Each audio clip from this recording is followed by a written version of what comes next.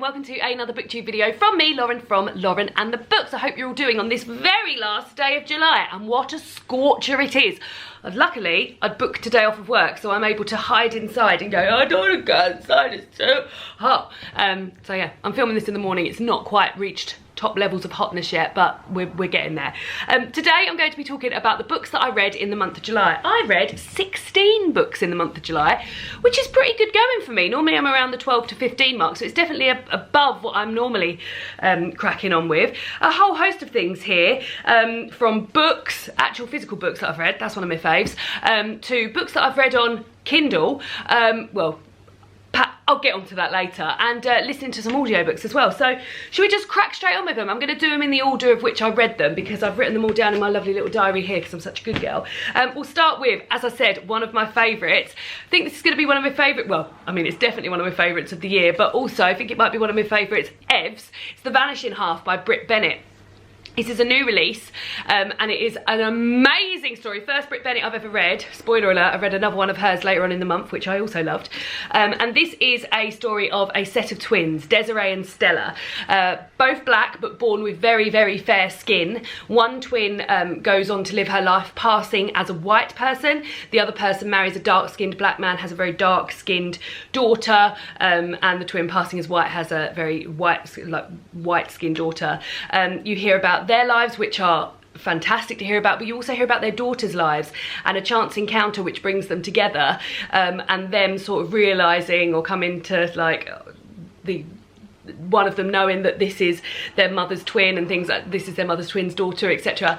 So much going on here. The writing was amazing. The characters in here were fantastic. Jude, one of the daughters, she's one of my favourite characters I've ever read about ever. She just has so much heart and so much pizzazz. Storyline of Jude is that she has a trans boyfriend, and he is trying to save up for an operation to help him on his journey, and she wants to help him save money for that, but she doesn't want him to think that she feels sorry for him, and there's just so many thoughts there, and so much everything's just dealt with so wonderfully. David's just walking in with no top on. Where are you going? She's seeing where the Minnie was. Oh, she's on the windowsill. But yeah, absolutely loved this. 5 stars. Thought it was fantastic. Really, really, really great read. Will stay with me for a super long time. And yeah, just thought, wonderful. Really, really loved that. 5 stars. Did I say 5 stars? It was 5 stars. The next one I read was the first in a series, and this was Bluebird, Bluebird by Attica Locke. This is the first in a crime series, a new crime series. I've got the second one. I think it's called, I can't remember what it's called, Heaven My Home. Heaven My Home is the second one, which I have lined up. I'll probably read that in August, actually. And you're following Darren Matthews, who is a Texas Ranger. He is a black Texas Ranger, and he, as well as sort of like, see, at the beginning of this, quite typically at the beginning of a crime series, the person, is that David brushing his teeth? It is so loud. I think it is, oh, it might be him drying his hair. At the beginning of this, he's been suspended, he's having problems with his wife, etc, etc, so everything's sort of up in the air, and he goes to investigate a case of the murder of a black man and a white woman in a town close to him, and it's all about race, and it's all about there's sort of an unearthing of drug rings and family dramas and illegitimate children and all of this sort of thing, and I really enjoyed it. I thought it was great. I gave it 3 stars. The ending, like the ending was wrapped up pretty like, oh, and that's the ending. So but I'm really set up for the next one, which I definitely, as I said, will read, and yeah, I thought it was great. I gave it 3 stars. Next up, what did I have? Oh, a book that I don't have with me. So I borrowed The Bluest Eye by Toni Morrison from my friend Emma. Now this is a really, really difficult book to read. And I remember when I was doing my Instagram review, I found it really, really hard to review. So this sort of looks into beauty and ugliness, and you're following a young girl, Pecola, who wishes that she had blue eyes, so that she could be beautiful. She considers herself ugly. She's a young girl. Now, the writing in it, like there is nothing I can fault in the writing of this book. It is fantastically written. I mean, it's by Toni Morrison, of course it is, and the fact that blue appears throughout the book is just amazing. It just really like keeps bringing you back to those blue eyes that she wants, and like the scenes are just described so amazingly. You can literally like see them playing out in front of you. And if it was just on that, then yeah, it'll be a 5-star book. And this is where it gets tough, because there's a scene in that book which is a rape scene, and it's a paedophilia rape scene, and it is told so graphically, as is the rest of the book. Like I said, the scenes are told out so you can see them happening in front of you, and that upset me so much. I've never read anything so shocking in my whole reading career, and I mean, I'm 34 this year. I've been reading a long time, and I've never read anything so shocking, and so it turned my stomach, and I felt like an actual punch to the chest, and it brought the star rating down for me. So it's an interesting point, isn't it? Because like I said, the book itself is written wonderfully, the message is amazing, the symbolism and everything is fantastic, but that one scene it's just traumatized me, like honestly traumatized me. So I put the rating down to 3 stars. Like, what are people's thoughts on this? Like, if you've loved a book for things other than like, and then one scene just like ruins it for you. Honestly, it ruined the book for me. And I know that's someone like that story. Potentially it is a fiction story, but it could be someone's reality. So I know like bad shit happens in the world, but my God, and also I just really wasn't expecting it. So yeah, if you are planning on reading that book, then go in with a trigger warning of like a paedophilia rape scene, because my God, it really took me by surprise and affected me. So yeah, 3 stars for that, but an odd one, because how do you rate books like when something happens in them that clearly upsets you and like ruin the book for me? Like, it's just yeah, I really had to get my head around it, because I was thinking like, is it fair to give this book 3 stars when like apart from that moment I thought every single line is written perfectly? But yeah, I had to. It's my star ratings, I guess. I have to go with something. The next book was an audiobook that I listened to, and this was Parsnips Buttered by Joe Lycett. So David and I were listening to this. This is a short audiobook. Joe Lycett is a comedian from the UK. And this is a short audiobook, I think it's about 6 hours long, of a collection of Joe Lycett's letters and emails, complaints and interactions with colleagues over the years and things like that. He is hilarious, and I love Joe Lycett. I find him so funny. So if you're into his comedy, then this is for you. However, like we were using it to sort of listen to. I listened to my audiobooks on Audible mainly, to listen to like at 9 minutes before I was going to bed, and it was completely futile, because like I'd be giggling along, and I'd be thinking, oh God, I love this bit, so we'd listened to this before, and then like trying to stay awake so I could hear the end of a joke and stuff. So completely useless in terms of like making me go to sleep, but had a fun time listening to it anyway, and gave it 3 stars. The next book I read it, and it is Eloquent Rage by Brittany Cooper. Now this is a collection of essays from Brittany Cooper about what it's like to be a black woman in the US today. And what I really loved about this, and I'd already been sort of pre-warned that I would love about this, is that this is so today. This is so relevant. It feels like that she alludes to Beyonce and to Michelle Obama, and there's so much sort of like girl power homework I was doing in here as well. So there's a scene where she's talking about what sort of certain lyrics, Beyonce songs, what they refer to, and I was like then going on Spotify listening to those Beyonce songs. She was talking about certain outfits that someone might have worn, and so I was then going away looking for this, and like I just thought it was brilliant and fantastic. I really enjoyed it. Such a celebration, particularly of Serena Williams. My friend Emma's going to borrow this off me. She loves Serena Williams, yeah, I just thought it was really great, and I'm so pleased I read it. Yeah, and it's all about, so this title Eloquent Rage refers to how black women are seen as angry women, and she wants to she's turned that to an eloquent rage. But yeah, I thought it was really good, really interesting. Next up was another audiobook, and that is Small Island by Andrea Levy. Really enjoyed this. Like the storyline itself was amazing, and the writing was fantastic. It's narrated by the author, and Andrea's her performance was up there with one of the best audiobook performances I've ever experienced. It was like a radio play. So you hear from 4 different points of view, 3 of which I love. The last one is a complete prick, but she does a great job of all of them. And there's accents in there. You're following Hortense and Gilbert, who are coming over to England from Jamaica after World War II, and trying to settle in the country and make it their home. You also have Queenie, another Queenie that I love, and I really did love this Queenie. She was like my favourite character in the book. I would love to read a whole book about Queenie.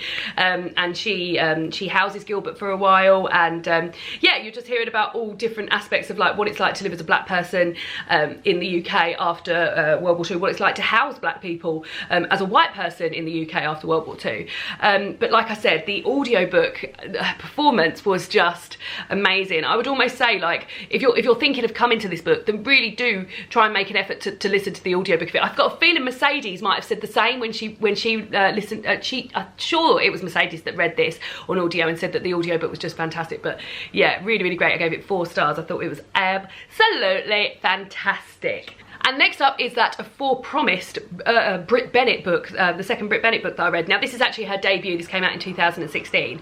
What I really, really liked about this is you hear from a perspective that you don't usually hear of. And I'm going to have to look it up because I want to get it right, because it's called like something, first person plural. So it's the we perspective. So the we you're hearing from is this group of the mothers. But you're also learning, the book starts with an abortion and ends with a pregnancy. There's first love there. There's there's finding home in church. I think I described in my I think I said it was sort of like lonely and churchy, but also sexy. And yeah, I just thought it was really, really great. I feel like Brit Bennett, like this month, having read both of her books, I just feel like she's one of my favourite authors, and I can't wait to read more of what she's going to give. Now, I'm aware she's only just brought out The Vanishing Half, so I've got a little bit more time to wait. But also, like, these cover designs, look how amazing they are. Look at those. What bloody brilliant cover designs as well. But yeah, absolutely love it. Like, I went to this thinking, oh, well, I've loved The Vanishing Half and it feels like it's going to be one of my favourite books ever. Well, I loved The Mothers just as much as I loved The Vanishing Half, so congratulations, Brit Bennett, and well done me for reading 2 in 1 month. The next one is a book that I don't have. I've actually lent it to my mum, and that is a book that's come out in the UK this month called Thank You NHS. Now, this is edited by Adam Kay, who wrote This Is Going to Hurt, which you all know is one of my fave books. And this is a collection of essays. It says on the front 100 thank yous to the NHS, but this is actually over 100 because they asked loads of people and so many people got back to them. And like, real talk, I bought this book because I wanted to support the NHS. Often when you buy these anthologies, it's sort of like a bit hit and miss, isn't it? Like, sometimes you get really, really good ones, sometimes you get like shit, like people you don't even know, and you think, oh, I don't know, shall I skip that? Yeah, maybe I'll skip it. And I feel like I had a similar situation with the book Last Christmas at Christmas, which was an anthology of collection of people talking about their Christmases. But this was bloody brilliant. So like, I had people in this book that I was really looking forward to reading their essays, like Renee Edo-Lodge, Kate Atkinson, Martin Freeman, Heart Eyes, and there was like, so when I first got it, I sort of flicked through and read those bits and was like, oh, interesting. But what I found really interesting about this is that, like, everybody in that book, they're all united by one thing, which is the NHS, which completely deserves the love and adoration that it is getting in this book. And I just found it really, like, moving, and like sometimes really funny, sometimes really sad, sometimes like it was just a collection of listening to people talk about why they want to thank the NHS. And there are so many reasons of why you might want to thank the NHS, from helping out with your mental health, to delivering your children, to palliative care with your mother, and there's just so many reasons to thank the NHS. And I was really, really surprised at how much I enjoyed this book, having just bought it thinking that it was sort of like a supportive move, and it was going to be like any other anthology that I'd got my hands on, particularly from like people who aren't always writers as well. So yeah, I really, really thought it was great and would really recommend it. I think it was a really, really great book. And yeah, my mum's got it at the moment, and I think I'm going to be lending it out to a few more people, maybe even buying it as a Christmas present for some people, because I think it's quite a good idea for a Christmas present. So yeah, Thought that was great. Next up was The Black Flamingo by Dean Atta. Another 5-star book from this month. Absolutely loved it. David read this earlier this month, and I read this in one sitting. I sat and read it in an hour and a half. There is a video of me reading it in an hour and a half, so if you want to see my thoughts develop as the hour and a half goes on, please, I'll link that down below. You're following Michael, who you follow him from his early life. One thing I will say about this is that I thought this book was going to be purely about Michael's relationship with drag. He when he joins university, he joins the drag society, and gets this sort of drag alter ego called the Black Flamingo, and I thought that that was going to be the majority of what this book's about, and it's not. It's about him growing up, and him growing up as a mixed race person, him growing up not knowing if he's gay or if he fancies a girl, or maybe he could be bisexual, he doesn't know. It's all told in verse, which is another way I love to read books, and also I think helped with like reading this in an hour and a half. If this had just been a normal YA book, there's no way I could have sped through that in an hour and a half. He also writes poetry, which are included within the book on little like lined pages. There's text message exchanges. There's just so many like illustrations. Some of it's written on black backgrounds and stuff. It's just a very, very effective, fun book to sit and spend some time with, and I really loved it, and David really loved it, and yeah, I gave it 5 stars. I would say is that I thought there was going to be a little bit more drag in there, so maybe it's sort of like a 4.75, because I did think there was going to be a lot more associated with the drag scene in there. But yeah, thought it was fantastic, really enjoyed it, and will definitely be recommending this for a lot of people. Great summer read, guys, great summer read. Next up is an audiobook that I listened to on my like tablet thing. So I mean, I can bore you with the details. I suppose it's a booktube channel, you can listen to me talk about books. So I got this tablet when I got my new phone, and it hadn't been doing anything, it just been sort of like sitting there, and I thought, oh, I could get the Libby app. So the Libby app is an app that libraries in the UK use. I don't know if it goes elsewhere. Oh, I don't even know if it's in the UK. Just certainly in Kent, where I live, there's an app called Libby, and you can access books, ebooks online, and audiobooks online. Now I did have this on my phone, but when you're trying to read like an ebook on your phone, that is just not going to happen for me. My eyesight's terrible anyway, just like sort of this is not happening. So I thought, oh, maybe I'll try it on this, and this screen is as big as, I've lost my Kindle, I don't know where it is, I think it's in storage.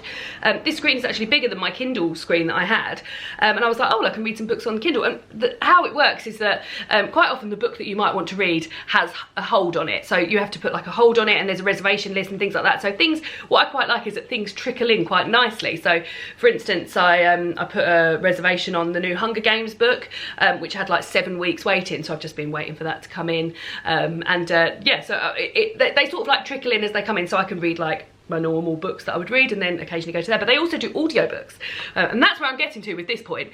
So I'm currently listening to the Underground Railroad on here. You only get 14 days with an audiobook though, and sometimes if it's a big chunky one, it's not always going to be enough time. So yeah, I need to speed it up with that. But yeah, so I listened to some audiobooks on this, and read some books on this as the month went by. The first one was an audiobook called Stamped, which is the tagline on it is that it's a remix of an original book, and they throughout the book, the author talks about how this isn't a history book because it's still happening now. It's talking about black oppression, Black Lives Matter, slavery, etc, etc. And I thought the delivery was amazing. It's done in a really sort of like modern way, and the way that they're talking, the way that the author talks about the history that happened, he really sort of like brings it up in current terms. It's also got sort of like nice little musical pieces which separate little bits, and it's a really short one. It's about 2 hours long, but for that reason it does feel quite abridged for me, and there was moments where I was like, oh, I'd really like to know more about that, but it's too late, we've already moved on to the next thing. So I understand that this is, like I said, it's a remix of an original book, and I imagine that the actual extended book is probably bloody brilliant and really valuable. I still found this valuable, and I still found it interesting, but yeah, I wanted more detail, and I was like, oh, I've missed a point, but that's gone now, because it packed a lot in for just over 2 hours. So I think I gave it 2 or 3 stars, but yeah, for the aforementioned reasons. The next one is a fantasy middle grade book I read that I did not enjoy at all. This is Asha and the Spirit Bird by Jasbinder Bilan. Got this out from the library. It won a few children's fiction awards, and I was very, very excited to read it. You're following Asha and her journey into the Himalayas to retrieve her father, who has moved there for work and sends money back, and one day just stops sending money, and at home they're having problems with lenders and people turning up and telling them they're gonna have to move out and stuff like that. So Asha and her friend decide to go and find her father, and there's a lot of sort of like spiritual stuff. Her grandmother appears as a bird, sort of looking after her, and everything I'm saying makes it sound like it was going to be really fun, but my god, I found it so disjointed and like really rushed over in some points and really laboured over in other points. And I just didn't enjoy it, which was a real shame, because I thought I was going to find it great. So yeah, I gave it 2 stars, didn't think it was that great. And then the next book I read was also on here, and it was a collection of essays called Thick by Tressie Cottom. Similar in Eloquent Rage, it is a collection of essays about what it's like to live as a black woman in the US today. Now, as I aforementioned, with books on here, you only get them for a certain amount of time, and I was running out of time at the end of it, so I did feel like I rushed it at the end. Not Tressie's problem that I rushed it, but also within this book, although there were essays of it that I really thought were fantastic, and again, it's very up to date, it's very inclusive of things that are happening now. Michelle Obama is referred to many a time. There's lots of situations, like it's a lot about what happens on Twitter and things like that. But a lot of people in this book, I don't know if it's because it's a US based book, I didn't know who they were. Particularly, there was one I remember about 2 white guys on Twitter and who they follow, who I assumed were politicians, but it was nowhere sort of explicitly said that they were politicians, and even after like a Google search I couldn't really find out who these people were, and how many black women they follow. The answer was 0. So there was a lot of moments within that book that I was sort of like, oh, I don't know who these people are, and I haven't like been able to find out who these people are. So I feel like that, mixed with the fact that I was rushing it to try and get it done before it had to return, both of these things aren't Tressie's problem, but like it brought down the star rating for me. So for me, I was hoping to be able to give it a sort of like 4-star review as I did Eloquent Rage, but my sort of like where I felt a bit where I didn't really know who some of these people were, yeah, knocked it down to like a 2.5. So that was that. And then the next book I read, also on my Kindle, was the graphic novel edition of The Babysitters Club, the first book by Anne M. Martin, who actually I think was just a sort of name that lots of people wrote under. I don't think Anne M. Martin actually exists as a person. I understand that a lot of these books were written by different authors, but the first book, which is called Kristy's Big Idea, which sets up the beginnings of the Babysitters Club, really, really enjoyed. I used to love Babysitters Club's books when I was younger. I used to get them out from the library. I didn't own many books when I was younger, but I did own Claudia and the Phantom Phone Calls, and I remember I used to leave, that's the second book in the series, and I used to like read that all the time, and yeah, I really enjoyed it. I thought the art in it was fantastic. It was really bright colours, great fun, really enjoyed it. And then off the back of that, David and I blitzed through the Babysitters Club series on Netflix, which has been one of our favourite things, well, my favourite things. David sort of like enjoyed it still, but not loved it. One of my favourite things for the month was watching that series on Netflix. It is so representative. They've recast a lot of the people, because like the Babysitters Club, although it did have some, like, I mean, some representation, they've recast a lot of the babysitters so that they're of different ethnic backgrounds. There's a trans kid in it, there's gay people. It's just a celebration. It's just a celebration of everybody, and I really, really loved it, and I was tearing up quite a lot throughout it. So yeah, if you're looking for something fun, and all the episodes are about 20 minutes long. There's 10 episodes, and they're all about 20 minutes long, and we just had a lovely time watching it. So yeah, off the back of reading that, I started watching the Babysitters Club and just loved it. Looking forward to series 2. Really looking forward to it.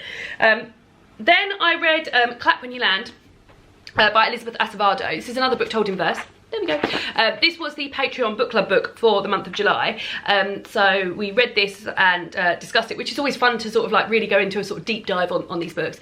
Now, I gave this 3 stars because I loved how the story was told. It's a story of 2 sisters who share a father. They're unaware that each other exists, One lives in the Dominican Republic, one lives in New York, and the father spends the summer with Camino in the Dominican Republic and the rest of the time with Yahira in New York. And on one of his flights to the Dominican Republic, his plane goes down and he dies. So it's about sort of grief. It's about these sisters then realising that they've got a sister, their father had another family. It's about togetherness, and all the themes in there. I was like, I'm gonna love this. Sisterhood, togetherness, sort of like told in verse. I was thinking tick, tick, tick, tick, tick, gonna love all of this. However, it took such a long time to get into, and I'm really talking about like the last 100 pages were where it kicked off for me. So yeah, I only gave it 3 stars in the end, but still thought it was great. I feel like for YA readers would love this, but yeah, 3 stars for me, sadly, but still thought it was good. Then last 2 books are both audiobooks that I listened to on Audible. The first one is Becoming by Michelle Obama. Earlier, maybe in June, David and I watched the Becoming documentary on Netflix about Michelle Obama and this book that she'd written. I've already listened to this once before, and the tour she did associated with that, and I was just like, oh god, I just want to listen to her again. And I love this audiobook. It won so many awards. It's narrated by Michelle herself, and it won so many awards when it first came out, and it's just such an interesting opinion to hear about, like not only just sort of like hearing about what it's like to go through to be the first lady, but also to be the first black first lady. So I loved all that sort of like behind the scenes stuff, and what was actually really going on in the room where it happened, the room where it happened, the room where it happened, that sort of stuff. But also I loved hearing about Michelle's life before that and how much she loves her family. She's such a family oriented person, and her girlfriends, and like there's just so many sort of like tidbits of advice to take within that book that aren't really presented to you as advice. It's just sort of like I've surrounded myself with this this amazing crowd of girlfriends, and they're people who ground me, and they're people who do that, and there's just like so many little bits that you can pull from, and I just thought it was fantastic. I really enjoyed it, even more so the second time. 5 stars. And then I've just listened to the audiobook of The Great Godden by Meg Rossoff. Now, the only reason I listened to this is because I saw on Twitter that Andrew Scott had narrated it. And I love him. I don't know if you know that I love him. I occasionally mention him once or twice. He is the hot priest from Fleabag, and he is currently in His Dark Materials.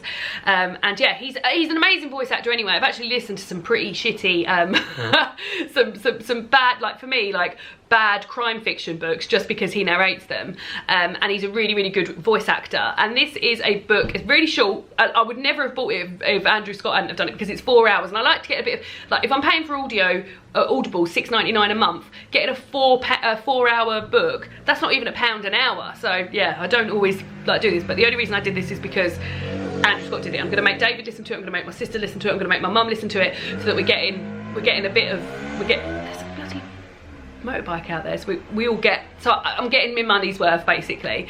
But yeah, it's told over one summer, and a family who are holidaying and have friends that they holiday near, and there's a wedding, it's building up to a wedding. There's these 2 American lads that turn up as their mother drops them off, and one of them is called Kit, and he's a really sort of good-looking, charming young man.